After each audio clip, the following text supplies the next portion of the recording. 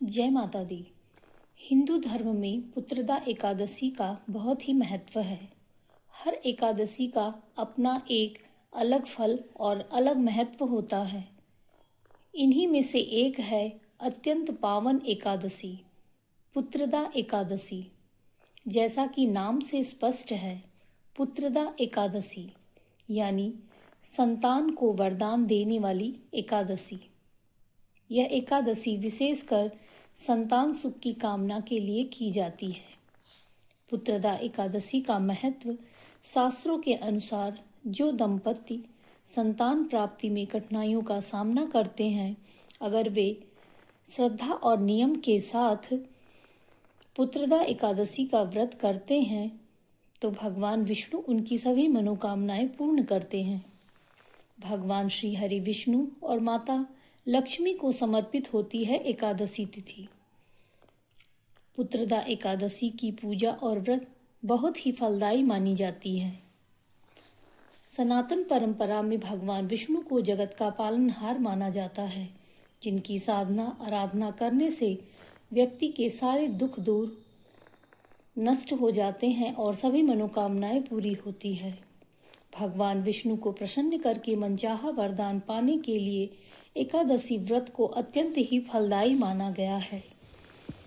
इस साल 2025 की आखिरी एकादशी यानी पुत्रदा एकादशी का व्रत कब पड़ेगा, एकादशी व्रत का महत्व, व्रत किस दिन रखा जाएगा, एकादशी तिथि का प्रारंभ कब हो रहा है और पारण का शुभ मुहूर्त क्या है, पूजा विधि और धार्मिक महत्व जानते हैं।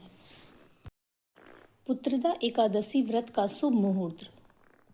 श्री हरि की कृपा बरसाने वाले पौष पुत्र एकादशी व्रत साल 30 और 31 दिसंबर 2025 को मनाया जाएगा। स्मार्त इस व्रत को 30 तारीख को रख रहे हैं, तो वहीं वैष्णव परंपरा वाले इस व्रत को 31 दिसंबर को रखेंगे। पंचांग के अनुसार पौष मास की शुक्ल पक्ष की एकादशी तिथि 30 दिसंबर 2025 को प्रातःकाल 7:50 से प्रारंभ होकर अगले दिन 31 दिसंबर 2025 को प्रातःकाल 5 बजे समाप्त होगी। इस तरह गृहस्थ एकादशी का व्रत 30 दिसंबर 2025 को रखेंगे और अपने व्रत का पारण अगले दिन 31 दिसंबर को दोपहर के 1:26 से 3:31 के बीच करेंगे। वहीं वैष्णव परंपरा को मानने वाले लोग 31 दिसंबर को एकादशी व्रत का व्रत रखेंगे और अगले दिन 1 जनवरी 2026 को प्रातःकाल 7:01 से 9:18 के बीच में व्रत का पारण करेंगे। आइए जानते हैं पौष पुत्र एकादशी की पूजा विधि और उसका धार्मिक महत्व।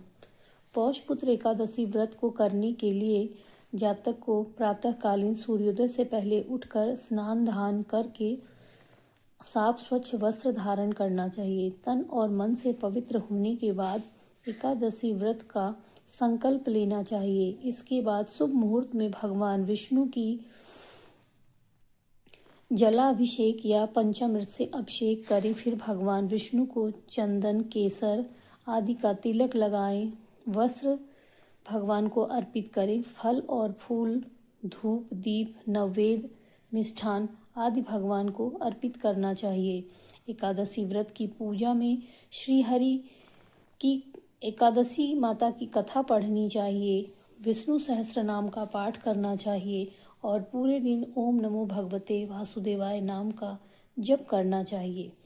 श्रद्धा के साथ भगवान विष्णु का गुणगान करें, उसके बाद उनकी आरती करें, उसके बाद अधिक से अधिक लोगों में प्रसाद वितरण करें। इस व्रत में अन्न का सेवन नहीं किया जाता, इसलिए सिर्फ फलाहार करें।